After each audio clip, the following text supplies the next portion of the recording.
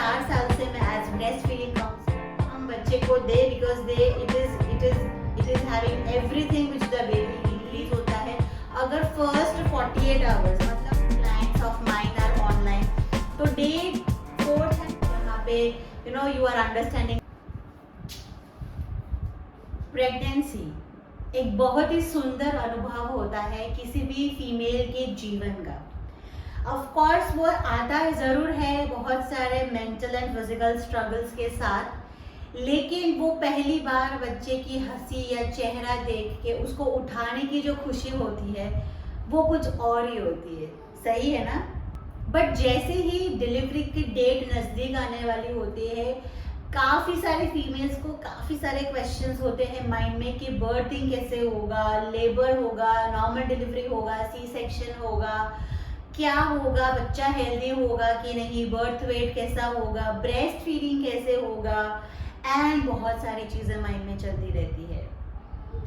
Hi, my name is Yashika and I am a nutritionist and a lactation counsellor.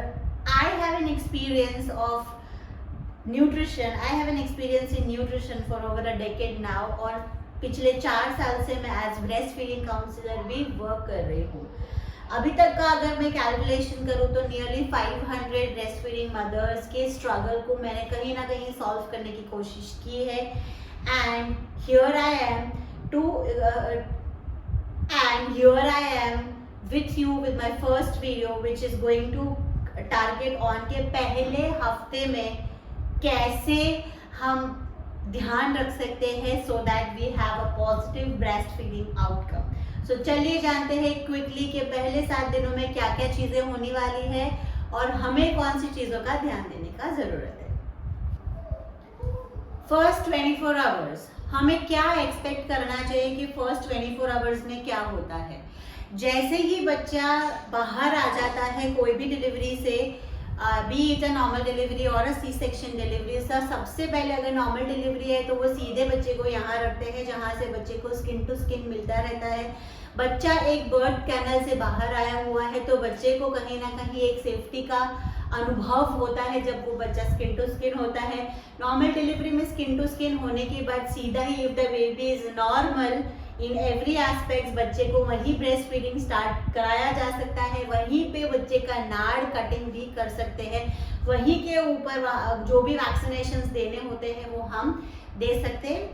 And अगर C section delivery है तो बच्चे को clean करके नाड़ कट करके उसको साइड से लेके आ सकते हैं for touching to the mother and the baby. Mother को दिखाने के लिए ला सकते हैं.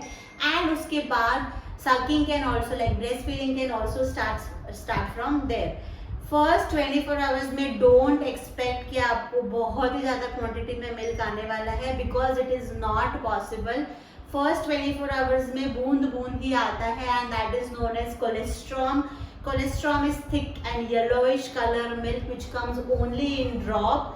अगेन मेक श्योर कि वो हम बच्चे को दे because it is having everything which the baby needs.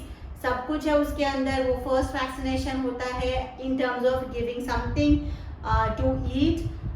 Positive effect होता है, वाइट ब्लड सेल्स होते हैं, एंटीबॉडीज होती है and what not. First 24 hours में मेन आइडिया हमारा ये होना चाहिए the more the baby is brought for sucking the more fast milk supply will start. तो पहले 24 घंटे में हम जितना ज़्यादा हो सके उतना सकिंग के ऊपर लाने का बहुत ज़्यादा ज़रूरी हो जाता है. सकिंग कराना और करेक्ट लैचिंग कराना इज़ वेरी वेरी इंपॉर्टेंट. तो if at all you want to learn about the correct latching I do have a program on prenatal breastfeeding education. I am going to add the description. I am going to add the link for that program in the description link. So if you are someone wanting to go for prenatal breastfeeding education, मतलब हम जब कभी भी जाते हैं interview के लिए prepare करने के लिए जब जाते हैं so we prepare a lot कि भाई कौन से क्वेश्चंस आ सकते हैं and how are we going to answer that.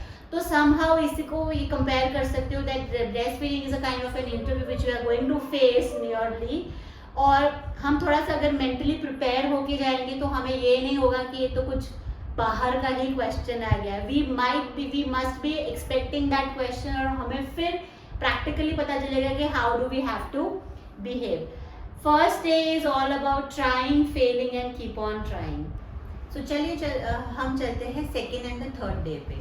अभी second and the third day पे यू आर ऑल्सो रिकवरिंग, और यहाँ पे भी कोलेस्ट्रॉल में कंटिन्यू, लेकिन डे 1 से थोड़ा सा ज़्यादा मिल्क यहाँ पे आता है। अगर डे 1 के ऊपर सकिंग अच्छी तरीके से हुआ है, ऑलमोस्ट 2 आवरली हुआ है, तो एक दिन जैसे फर्स्ट डे पे जितना मिल्क होता है उससे थोड़ा तो ज़्यादा ही होता है, लेकिन अगेन डोंट एक्सपेक्ट कि milk starts coming in. Again वहाँ पे आपको ये लग सकता है कि मिल्क कभी भी नहीं आया है। So many a times what happens is mother wait करती है जब मिल्क आएगा। मेरे मिल्क नहीं था तो मैं सब बच्चे को तो पेट नहीं भरेगा, so that is why the baby was on formula, ऐसा कुछ अगर है। बट आइडियली हमको उतना सोचने की ज़रूरत नहीं होती है। Our job over there also is keep bringing the baby for sucking. So second and the third day के ऊपर धीरे धीरे मिल्क इंक्रीज होता है। अगर फर्स्ट 48 आवर्स मतलब डे 1 एंड डे 2 के ऊपर बहुत कंटिन्यूअस फीडिंग हो रहा है, baby is coming for breast feeding, हर 2 घंटे पे आ रहा है या आ रही है, सो थर्ड डे के ऊपर आपको थोड़ा बहुत पता चलेगा कि now the breast milk has started coming in. So day 2 and 3 के ऊपर हमें सिर्फ पेशेंस रखना है, keep bringing the baby.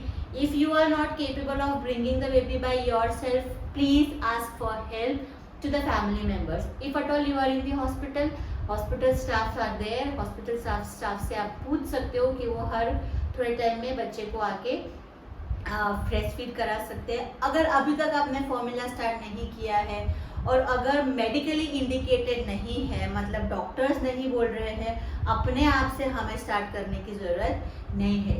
Keep bringing the baby to the breast and keep have patience. चलिए अब चलते हैं डे 4 एंड 5 के ऊपर, जहाँ पे हम एक्सपेक्टेशंस क्या रख सकते हैं in terms of breast feeding.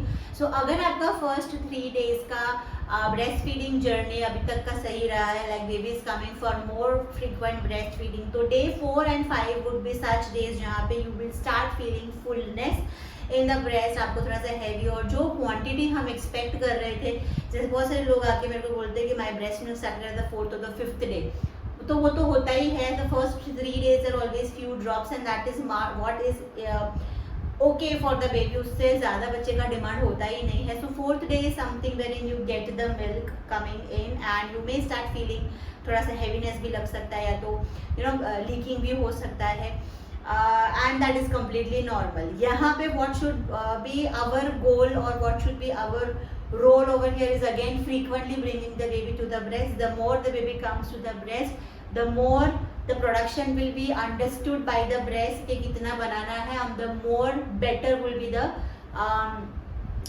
breastfeeding journey. यहाँ पे if at all you think that you are getting this nipple pain और breastfeeding सही से नहीं हो रहा है, posture सही से नहीं हो रहा है, so this is actually the correct time wherein you should seek a medical breastfeeding consultation from a breastfeeding counselor, breastfeeding expert. क्योंकि इसके बाद if at all you continue the wrong posture, the wrong latching techniques, so वहाँ पे क्या हो सकता है that you are not triggering at the baby is not triggering at the correct point, जिसकी वजह से सप्लाई आगे जाके कम होने के चांसेस है, because baby need to suck at the correct place when they are coming for breastfeeding. तो वो सही कर सकते हैं। I take online consultations, मतलब 80% 90% of the clients of mine are online. तो day 4th and 5th से जैसे within 30 days if at all we solve these problems, it is going to be great.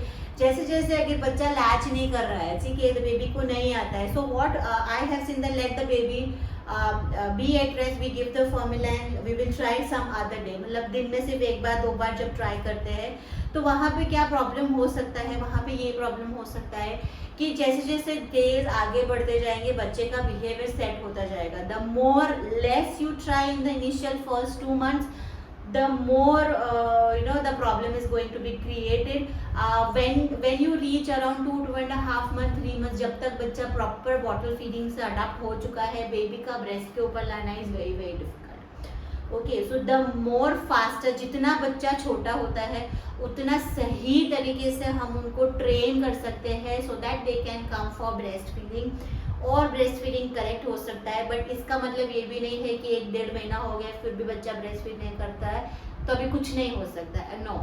Seeking advice, seeking help, consultation from a breastfeeding expert here becomes very, very important. Many people don't know that there are breastfeeding experts available.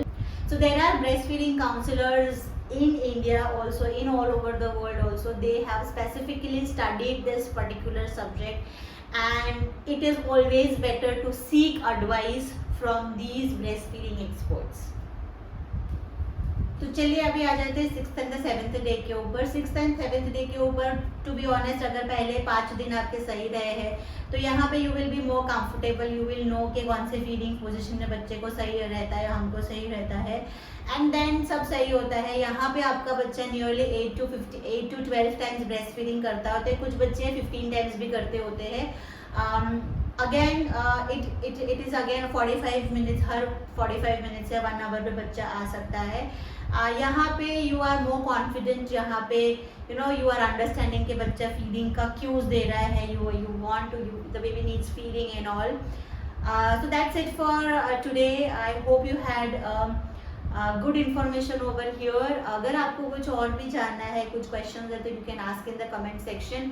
किसी और topic के ऊपर अगर if you want me to make a video, do let me know. And don't forget to subscribe to my channel, and we are going to bring a lot many things around maternal and child nutrition later on. So thank you, stay tuned, and bye.